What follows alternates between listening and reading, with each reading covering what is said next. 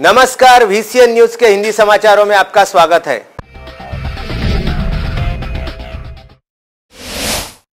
अकोला के Patur police station अंतर्गत आने वाले ग्राम कापशी में सेंट्रल बैंक ऑफ इंडिया के एटीएम को तोड़कर अज्ञात चोरों ने एटीएम में रखे 10,37,700 रुपए चुरा लिए।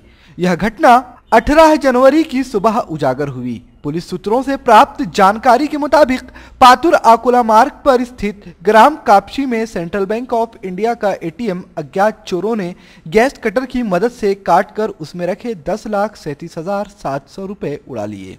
यह शिकायत बैंक मैनेजर राहुल पंजाय पतिते 32 वर्षीय ने 18 जनवरी की सुबह पातुर पुलिस स्टेशन में दर्ज कराई। इस शिकायत के आधार पर पातुर पुलिस ने अज्ञात चोरों के खिलाफ धारा 380, 427 के तहत अपराध दर्ज किया। इस घटना की जानकारी मिलते ही पातुर के थानेदार खांडेराव, बैंक अधिकारी बालापुर, पुलिस उप विभागीय अधिकारी सोहेल शेख ने घटनास्थल पर भेंट देकर जायजा लिया। खोजी कुत्ता अकोला से तथा फिंगरप्रिंट एक्सपर्ट को घटनास्थल पर बुलाया गया। इस एटीएम पर पहले भी चोरी का प्रयास किए जाने की चर्चा लोगों में हुई थी। चोरों ने कापशी एटीएम से रुपए निकालने के लिए अलग फार्मूला इस्तेमाल किया। प्रवासियों को संदेह नहीं होना चाहिए, इसके लिए चोरों ने एटीएम में पैसे भरने में उपयोग में लाए जाने वाले वाहन का इस्तेमाल किया। चोरों ने एटीएम में रुपए डाले जा रहे हैं ऐसा दर्शाया, लेकिन एटीएम से सटे दुकानदार के जागने से यह वारदात उजागर हुई। पातूर पोलीस स्टेशनच्या हद्दीमधील ग्राम कापशी या ठिकाणी सेंट्रल बँकेचे एटीएम कापशी ते माजोड रोड या आखेल रोडवर असून त्या ठिकाणी रात्री 3:30 ते 4च्या दरम्यान या कटरने एटीएम कापून त्यामधील 10,34,000ची कॅश अज्ञात चोरट्यांनी ते लंपास केली। माहिती गावकऱ्यांना सुद्धा आवाज आल्यामुळे माहिती तात्काळ मिळताच आम्ही पोलीस ताफ्यात त्या ठिकाणी दाखल झालो। त्या ठिकाणी पांढऱ्या रंगाची बोलेरो गाडी जे एटीएम मध्ये पैसे भरण्यात येते त्याच पद्धतीची गाडी चोरट्यांनी वापरली होती। त्याचा मागोवा घेत त्या माननीय अपर पोलीस अधीक्षक सर यांच्या मार्गदर्शनाखाली आरोपींचा शोध घेण्यासाठी तपास पथक रवाना झाले।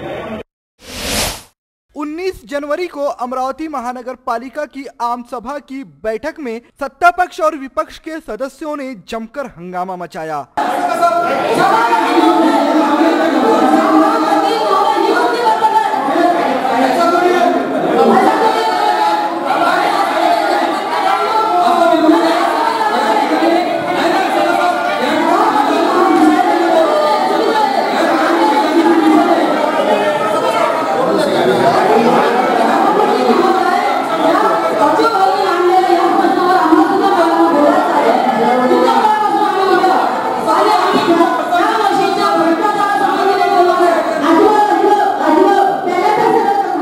हंगामा मल्टी यूटिलिटी वैन की खरीदी प्रक्रिया को लेकर हुआ। सदस्यों का यह भी आरोप था, आखिर घाटे में चल रही अमरावती महानगर पालिका ने कैसे 2 करोड़ 4 लाख रुपए में मल्टी यूटिलिटी वैन खरीद ली। तुमची जबाबदारी आहे, आमच्या प्रभागातल्या नाली रोड हँडओव्हर करण्याची जबाबदारी तुमची आहे। याच्यानंतर आता उद्यापासून आमचं एकच काम लागणार आहे, घरी आला तर त्याला मूर्ती नालीकडे चला, महानगरपालिकेकडे का दुसरा उपाय नाही आहे। अरे तुम्ही 2.25 कोटी रुपये असे उडवता, मग आम्हाला दुसरा मार्ग नाही आहे। मल्टी यूटिलिटी वैन खरीदी तो गई, लेकिन 3 दिन में पैसे दिए जाने के बावजूद 6 महीने तक यूटिलिटी वैन डीलर के घर पर क्यों पड़ी रही, इसको लेकर भी काफी हंगामा मचा। सदस्यों ने यह सवाल भी पूछे, महानगर पालिका के प्रत्येक टेंडर के पहले निविदा निकाली जाती है, लेकिन यूटिलिटी वैन की खरीदारी को लेकर कोई निविदा क्यों नहीं निकाली गई। या कामाचा निविदा केल्यानंतर कोणत्या वृत्तपत्रात प्रसिद्ध करण्यात आल्या त्या वृत्तपत्रांची नावे यांनी दिली नाही। त्यांची नावे इतर कामाच्या निविदा आल्यानंतर वृत्तपत्रात सुद्धा निविदा करण्यात येते, परंतु याची निविदा केली नाही, वृत्तपत्रात प्रसिद्ध केली नहीं। और अगर निकाली गई है तो किस न्यूज़पेपर में यह निविदा छपाई गई थी, महानगर पालिका के प्रशासनिक अधिकारियों को यह बताना चाहिए। इसके साथ साथ नेता प्रतिपक्ष बबलू शेखावत और पूर्व महापौर विलास इंगोले ने महानगर पालिका के अधिकारियों को आड़े हाथ लेते हुए कहा कि आखिर ऐसी मल्टी यूटिलिटी वैन खरीदी ही क्यों गई जो शहर के सकरे रास्तों पर नहीं जा सकती। मल्टी यूटिलिटी वैन अमरावती शहर की मूल बस्तियों में अब तक दाखिल नहीं हो पाई है, ना ही मल्टी यूटिलिटी वैन कुएं से पर्याप्त मात्रा में गंदगी निकाल पाती है, तो फिर इस यूटिलिटी वैन का क्या फायदा। इस पूरे प्रकरण की जांच होनी चाहिए। आखिर घाटे में चल रही महानगर पालिका को 2 करोड़ से ज्यादा की चपत क्यों लगाई गई। सभापती महोदय, माझ्या प्रभागात 4 वेळा येऊनही गाळ काढता गेलं नाहीये। त्या वर्षी नागरिकांनी जाळी काढली आहे, त्यामध्ये जर एखादी हानी झाली तर याला जबाबदार कोण राहणार आहे। एक तर गाळही काढला जात नाहीये, जाळी लावण्यात येत नाहीये, मग त्याला प्रशासन लावणार राहणार की कोण राहणार। आणि जेव्हा ही मशीन घेतली तेव्हा त्यांनी व्यवस्थित प्रेझेंटेशन द्यायला पाहिजे होतं की जाळी काढण्याची मशीन आमच्याकडे उपलब्ध राहणार किंवा नाही, किंवा गाळ उचलण्याकरता काही राहणार साधन नाही, हे सगळं प्रेझेंटेशन त्यांनी द्यायला पाहिजे होतं। अगर यह पैसे मल्टी यूटिलिटी वैन की बजाय जनता के लिए कार्यों में खर्च किए जाते तो इसका ज्यादा फायदा होता। हा मोठा संशोधनाचा विषय आहे, याच्या संदर्भात ताबडतोब कारवाई जर झाली नाही तर या सभागृहातला निवडून येणाऱ्यापैकी सगळ्यात ज्येष्ठ सभासद म्हणून मी उपोषणाला बसण्याच्या संदर्भात सुद्धा मागे पुढे पाहणार नाही आणि महापालिकेच्या संदर्भामध्ये पहिल्यांदा आकाशाचं वातावरण निर्माण केल्याशिवाय राहणार नाही असं या सभागृहामध्ये आवर्जून सांगतो। समाजकारण, राजकारण आणि ज्योतिष्य विद्या यांचा अगदी प्राचीन काळांपासून एकमेकांशी घनिष्ठ संबंध राहिला आहे। ग्रह आणि तारे, काही भौगोलिक बाबी इत्यादींचा मानवी जीवनावर होणारा परिणाम म्हणजे ज्योतिष्यशास्त्र किंवा ज्योतिष्य विद्या। ही विद्या जरी अगदी प्राचीन काळापासून भारतवर्षामध्ये प्रसिद्ध असली तरी सुद्धा या शास्त्राचे जाणकार, या शास्त्राचे डॉक्टर्स हे अगदी कमी प्रमाणामध्ये आपणास बघावयास मिळतात आणि त्यातल्या त्यात या गहन विषयामध्ये आचार्य पदवी प्राप्त करणारे अगदीच बोटावर मोजण्याजोगी मंडळी आपल्या भारतामध्ये असावीत असा कयास आहे। VCN न्यूजचे प्रबंध संपादक डॉक्टर कुशल लोटे यांना आचार्य ज्योतिष्य विद्या ही डॉक्टरेट बहाल करण्यात आली आहे। ज्योतिष्य विद्यापीठ ओंकारेश्वरचे कुलगुरू डॉक्टर अनिलजी वैद्य, संस्थापक अध्यक्ष डॉक्टर भूपेश गाडगे, अमरावती येथील आचार्य योगेश खुरसडे, डॉक्टर कल्पना गुंबळे, पवन धाने पाटील, पियुष मोरे, डॉक्टर नंदकिशोर कांडलकर, डॉक्टर श्रीरंग हिरलेकर इत्यादी ज्योतिषशास्त्राशी संबंधित मंडळी यावेळी व्यासपीठावर होती, तर संपूर्ण विदर्भामधील ज्योतिष्य यावेळी एकत्रित आले होते। डॉक्टर कुशल लोटे यांना ज्योतिष्यशास्त्रामध्ये डॉक्टरेट ही पदवी बहाल करण्यात आल्यामुळे संपूर्ण विदर्भातील ज्योतिष्यशास्त्राशी संबंधित सर्व व्यक्तींनी त्यांचे अभिनंदन केलेले आहे। मात्र वयाच्या 35 वर्षे वयाच्या आतच त्यांनी डॉक्टरेट ही पदवी घेऊन आपला ज्योतिष्यशास्त्रामधील ठसा अमरावतीमध्ये कायम उमटविलेला आहे। अमरावती येथील टाउन हॉलमध्ये हे ज्योतिष्य संमेलन पार पडले। यावेळी ज्योतिष्यशास्त्रामधील सर्व जाणकार, डॉक्टर्स मंडळी, आचार्य मंडळी मोठ्या संख्येने येथे उपस्थित होती। डॉक्टरेट मिळाल्यानंतर डॉक्टर कुशल लोटे यांच्याशी बातचीत केली असता त्यांनी सांगितले,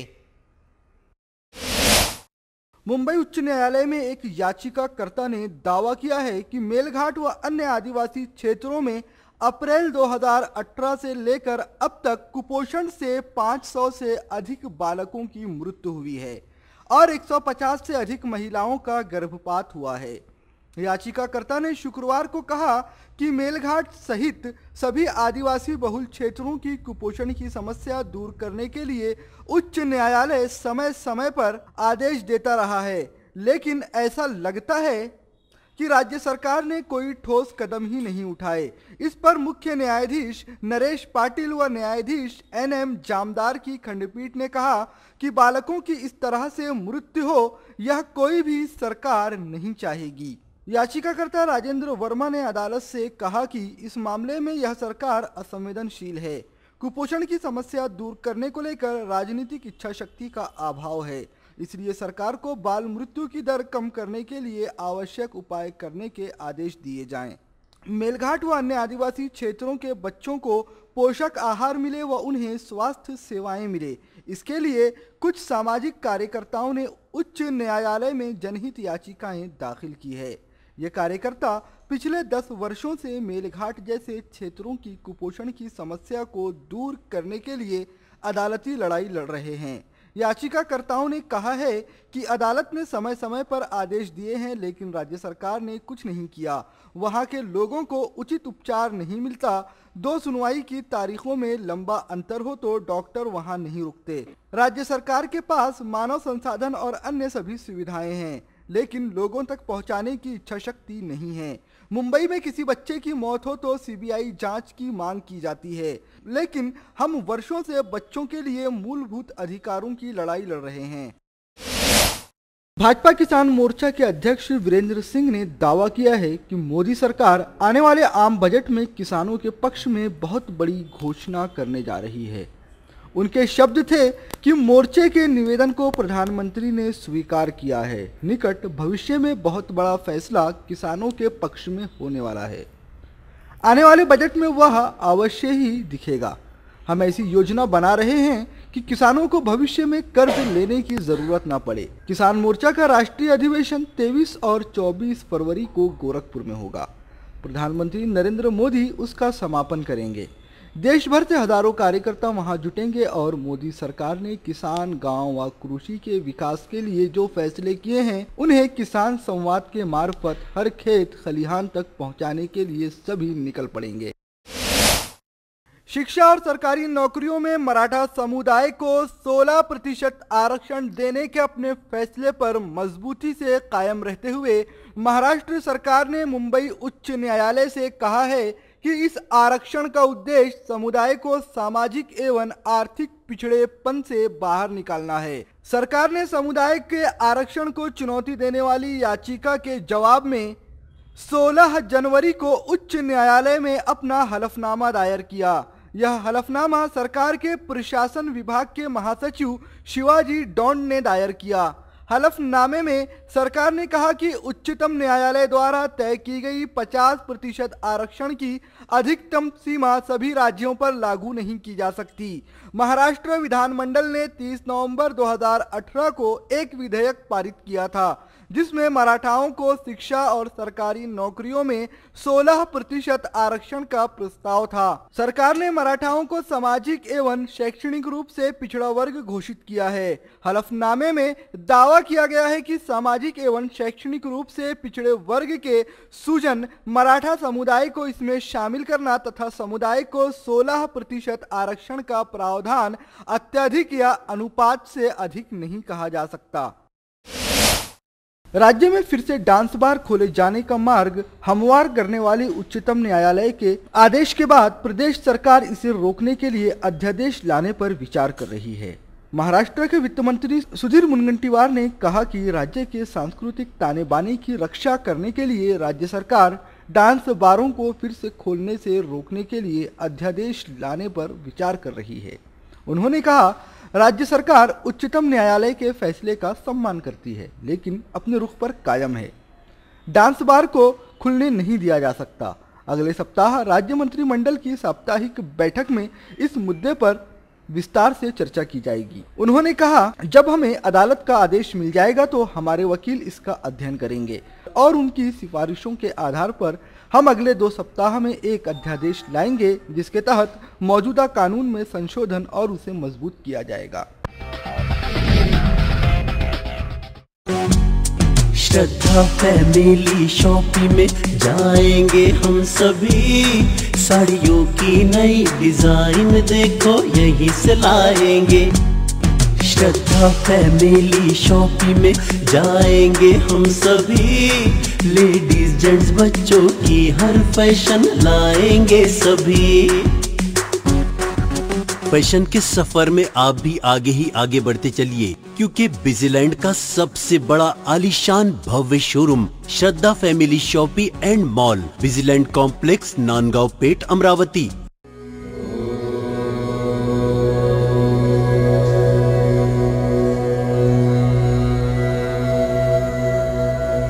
संवाद ज्योतिष्य एवं आध्यात्मिक अनुसंधान केंद्र।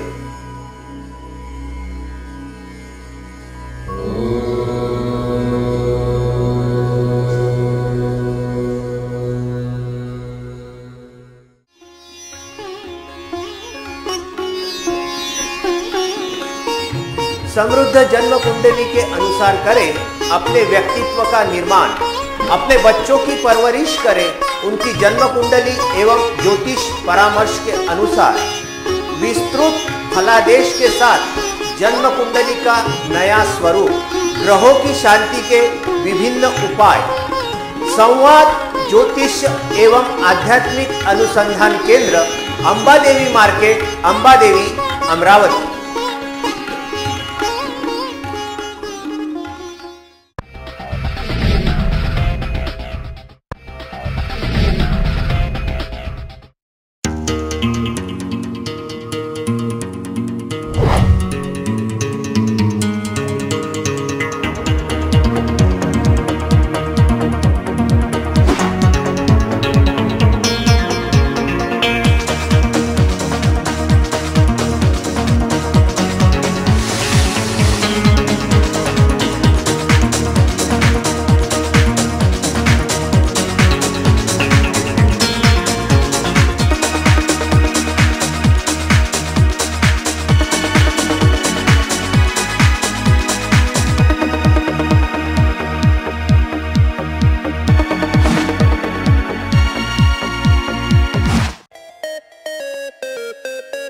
विदर्भ का सबसे बड़ा शोरूम बिजीलैंड में Aradhana wholesale shopping mall, wholesale rate में रिटेल बिक्री। आराधना संपूर्ण लग्न बस्ता, बनारसी शालू, डिझायनर साड्या, घागरा ओढणी, salwar suit, dress material, readymade coat, suiting shirting, teenage wear, kids wear, fashion jewellery, lifestyle, shoes व सैंडल, होम डेकोर, मैचिंग।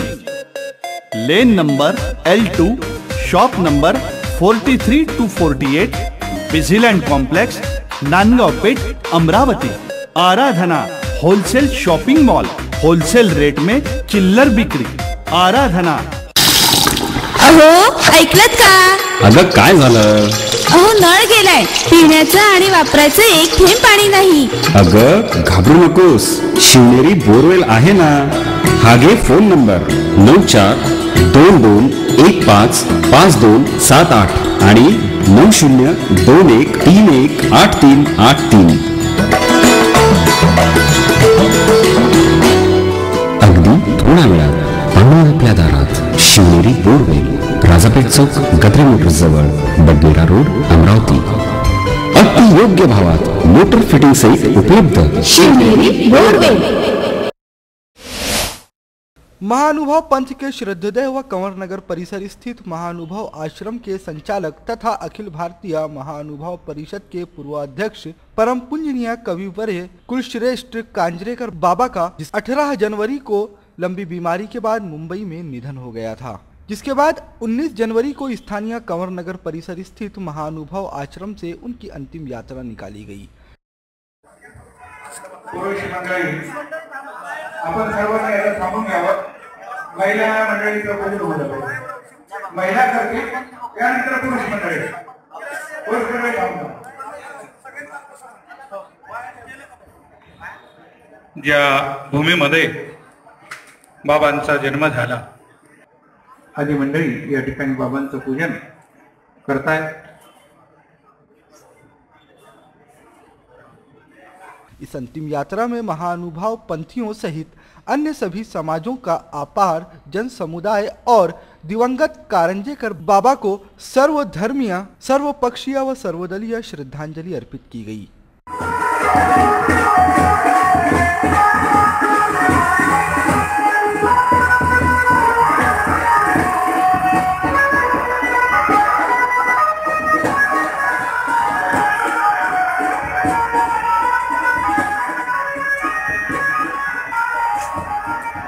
इसके पहले कारंजेकर बाबा की अंतिम यात्रा महाअनुभव आश्रम से निकलकर शहर के विभिन्न क्षेत्रों से होते हुए रेवसा फाटा परिसर स्थित प्रमोद बंसोड़ के खेत पहुंची, जहां महाअनुभव पंथ के विधि विधान अनुसार कारंजेकर बाबा के पार्थिव शरीर को पंचमहाभूत में विलीन किया गया।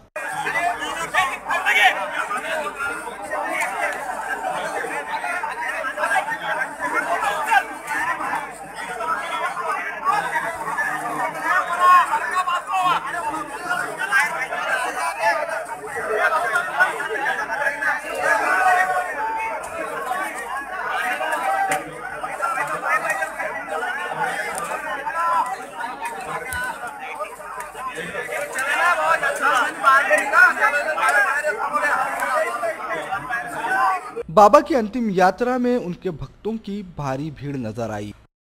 जीवनपट 2015 मध्ये मालिका या पोथीच्या शेवटी हरिपालदादा राहेरकर आणि त्यांच्या सहकाऱ्यांनी बनवलेला प्रस्तुत झाला होता, पण तो आज पुन्हा यूट्यूबवर उपलब्ध आहे। हे अंजनगाव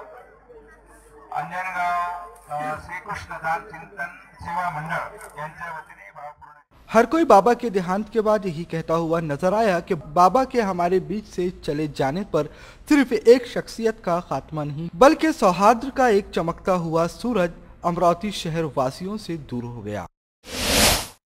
अमरावती महानगर पालिका की ओर से शहर की सड़कों पर और महानगर पालिका के मुख्य द्वार पर स्वच्छ सर्वेक्षण 2019 के बड़े बड़े होर्डिंग्स लगाए गए हैं और उसमें बताया जा रहा है कि अमरावती शहर स्वच्छ सर्वेक्षण के लिए तैयार हो चुका है। लेकिन यह महानगर पालिका की कैसी तैयारी है कि शहर की सड़कें आज भी गंदी हैं। महानगर पालिका की यह कैसी तैयारी है कि आज भी शहर में कई जगहों पर खुले में शौच किया जा रहा है। इससे महानगर पालिका बिल्कुल भी निपट नहीं पा रही है। आज भी शहर में जगह जगह गंदगी साफ नजर आ जाती है। आज भी शहर की नालियों में इतना कूड़ा करकट फंसा हुआ है कि नाली से पानी को गुजरने में भी दुश्वारी होती है। आज भी कई जगह नालियों के ओवरफ्लो होने की समस्याएं जस की तस है। आखिर महानगर पालिका कौन सी तैयारियों के साथ स्वच्छ सर्वेक्षण में उतर रही है? महानगर पालिका को यह भी सोचना बहुत जरूरी है कि आज भी सुखली कंपोस्ट डेपो शहर में प्रदूषण को बढ़ाने में बराबर का रोल निभा रहा है। आखिर कैसे अमरावती स्वच्छ होगी और किस मुंह से अमरावती महानगर पालिका अमरावती शहर को स्वच्छता के लिए पेश करने वाली है, जब शहर में आज भी गंदगी जस की तस है, नालियां साफ नहीं हैं। हालत तो यह है कि कई सफाई कामगारों के पास ना तो सफाई यूनिफॉर्म है और ना ही उनके पास मास्क है, लेकिन शहर स्वच्छ होने की तैयारियों में लगा है। ऐसे कैसे होगा स्वच्छ शहर? महानगर पालिका को बताना चाहिए। रेलवे ट्रैक और रेलवे स्टेशनों की सुरक्षा को चाक चौबंद करने के प्रयास में जुटी रेलवे ने महत्वाकांक्षी योजना बनाई है। इसके तहत रेलवे लाइनों की सुरक्षा के लिए ड्रोन के इस्तेमाल पर विचार किया जा रहा है। इसी तरह से रेलवे स्टेशनों पर सामान और संदिग्धों की जांच के लिए रोबोटिक तकनीक का इस्तेमाल करने पर भी मंथन किया जा रहा है। हाल ही में रेलवे सुरक्षा बल की ओर से आयोजित सुरक्षा सम्मेलन में इन बिंदुओं पर चर्चा की गई। रेलवे सुरक्षा बल के एक वरिष्ठ अधिकारी ने कहा कि हम तकनीक के इस्तेमाल से निगरानी को बेहतर करना चाहते हैं। यही वजह है कि इन बिंदुओं पर हम विशेषज्ञों से बातचीत कर रहे हैं। रेलवे बोर्ड के एक अधिकारी ने कहा कि रेल मंत्री पीयूष गोयल ने रेलवे स्टेशनों पर चेहरा पहचानने वाली मशीनें लगाने की भी सलाह दी है। जल्द ही दिल्ली, मुंबई और बड़े महानगरों में इस तरह की मशीनें लगाई जाएंगी। इतना ही नहीं, इन्हें गृह मंत्रालय के CCTN नेटवर्क से भी जोड़ने पर कार्य किया जाएगा, जिससे एक बड़ा डाटा इन मशीनों में पहले से डाला जाएगा और इनका उपयोग बड़े स्तर पर किया जा सकेगा। इससे रेल और रेलवे स्टेशन पर होने वाले अपराधों की समीक्षा करके उनके लिहाज से सुरक्षा व्यवस्था योजनाएं बनाई जाएंगी। इस अधिकारी ने कहा कि इन सभी बिंदुओं पर 1 साल के अंदर कदम उठाने शुरू कर दिए जाएंगे। इस कड़ी में बड़े शहर व महानगरों के नजदीक करीब 5000 किमी लंबी बाउंड्री वाले वॉल भी बनाई जाएगी, जिससे अनाधिकृत प्रवेश रोका जा सके। फाइलोरिया की बीमारी के कारण शारीरिक विकृति और आजीवन विकलांगता भुगतनी पड़ती है। इसलिए फाइलोरिया की बीमारी पर नियंत्रण अत्यंत आवश्यक है। पहले इस बीमारी के लिए डाइथिल कार्बामेजिन साइट्रेट व अल्बेंडाइजल जैसी दवाइयां दी जाती थी, लेकिन अब आइवरमेक्टिन की औषधि भी शामिल हो गई है। इस ट्रिपल ड्रग उपचार पद्धति से साल 2020 तक फाइलोरिया की बीमारी को दूर रखने का लक्ष्य हासिल करने की अपील स्वास्थ्य मंत्री एकनाथ शिंदे ने की है। फाइलोरिया की बीमारी अथवा लिम्फेटिक फाइलोरियासिस की बीमारी के खात्मे के लिए राष्ट्रीय स्तर पर प्रतिबंधक ट्रिपल ड्रग अभियान की शुरुआत महाराष्ट्र की उपराजधानी नागपुर में 20 जनवरी से होगी। इसके शुभारंभ के मौके पर स्वास्थ्य मंत्री उद्घाटक के रूप में उपस्थित थे। उनके साथ ही स्वास्थ्य विभाग के सह संचालक डॉक्टर प्रकाश भोई, नागपुर विभाग के उप संचालक डॉक्टर संजय जायसवाल, सहायक संचालक डॉक्टर मिलिंद गणवीर, डॉक्टर जितेंद्र डोलारे और अमनदीप सिंह उपस्थित थे। स्वास्थ्य मंत्री शिंदे ने कहा, महाराष्ट्र सहित देश के 16 राज्यों में लिम्फेटिक फाइलोरियासिस स्वास्थ्य समस्या के तौर पर सामने आई है। इस बीमारी से प्रभावित व्यक्ति समाज से अलग थलग पड़ जाते हैं, उनके लिए रोजी रोटी कमाना मुश्किल हो जाता है। साल 2017 में इस बीमारी के 65,000 मरीज पाए गए थे। नागपुर जिले में फाइलोरिया के कारण 5,758 लोगों को अंग में सूजन और 2,877 लोगों को गुप्त अंग में सूजन से परेशानी हो रही है। इस बीमारी के खिलाफ साल 2004 से राष्ट्रीय मुहिम शुरू की गई है, फिर भी इस बीमारी का संक्रमण सुरक्षा के स्तर से अधिक माना जा रहा है, इसलिए तिहरे औषध उपचार का मार्ग अपनाया गया है। हिंदी समाचारों में अब वक्त हो चला है आपसे विदा लेने का। विदर्भ से जुड़ी तमाम जानकारी जानने के लिए देखते रहिए विदर्भ का सर्वश्रेष्ठ न्यूज चैनल VCN न्यूज। नमस्कार।